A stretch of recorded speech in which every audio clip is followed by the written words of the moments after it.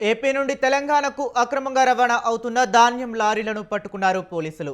నల్గొండ జిల్లా వాడపల్లి వద్ద ఉన్న బోర్డర్ చెక్ పోస్ట్ వద్ద 8 లారీలను ఆపి తనిఖీ చేయగా ఈ వ్యవహారం వెలుగు చూసింది.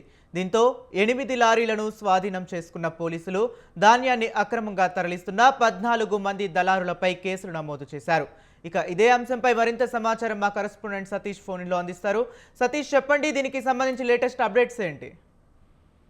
Right, thank you Hari.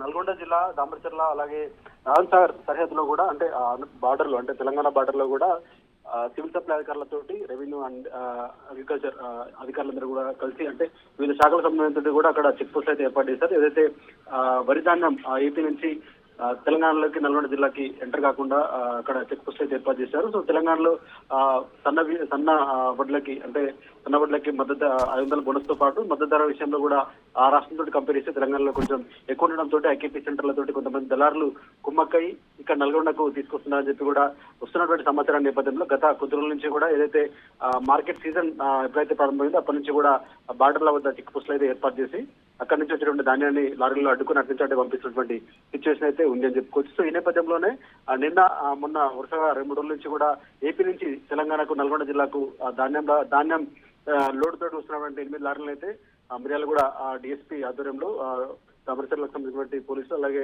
వాడపల్లికి సంబంధించినటువంటి పోలీసులు కూడా పట్టుకున్నట్టుగా తెలుస్తుంది. సో 8 లారీలు కూడా సీజ్ చేసినట్టుగా తెలుస్తుంది. దాదాపు 2000 పైచీలకు ధాన్యం బస్తాలను కూడా సీజ్ చేసినట్టుగా కూడా తెలుస్తోంది. సో ఇక్కడ తెలంగాణలో ఉన్నటువంటి నల్గొండ జిల్లాలో కొన్ని ఐకేపీ సెంటర్లతోటి అక్కడ ఉన్నటువంటి వాళ్ళతోటి ఏపీకి సంబంధించిన దళారులు కుమ్మక్కయ్య కూడా ఇక్కడ తీసుకొచ్చి ఇక్కడ అమ్ముతున్నటువంటి పరిస్థితుల నేపథ్యంలో వాటన్నింటి కూడా సీజ్ చేసినట్టుగా కూడా చెప్తున్నారు. సో ప్రతి సంవత్సరం కూడా ఇట్లాంటి పరిస్థితి అయితే ఉంటుందని చెప్పుకోవచ్చు. అక్కడ ఏపీలో తక్కువ కొని ఇక్కడ తెలంగాణలో నల్గొండ జిల్లాలో పలు చోట్ల ఐకేపీ సెంటర్లు కావచ్చు, పిఎస్సీ సెంటర్లో కూడా అమ్ముతున్నటువంటి పరిస్థితుల నేపథ్యంలో తరచుగా ఇట్లాంటి సంఘటనలు అయితే కనిపిస్తున్నాయి. సో ఇక్కడ రైతులు నష్టపోవద్దు, ఎవరైతే రైతులు ఉన్నారో వాళ్ళకి మాత్రమే ఈ ఏదైతే ప్రభుత్వం ఇచ్చినటువంటి బోనస్ కావచ్చు ఇతర సౌకర్యాలను కూడా వాళ్ళకే దక్కాలని చెప్పి కూడా పోలీసులు కావచ్చు ప్రభుత్వ సంబంధిత అధికారులు కూడా చూస్తున్నటువంటి నేపథ్యంలో ఇట్లాంటి సీజ్ చేసినట్టుగా కూడా అంటే లారీలనే అలాగే ధాన్యాన్ని కూడా సీజ్ చేసినట్టుగా కూడా పోలీసులు అయితే చెప్తున్నటువంటి పరిస్థితి. సో బార్డర్ల వద్ద కూడా ఏదైతే ఏపీ నుంచి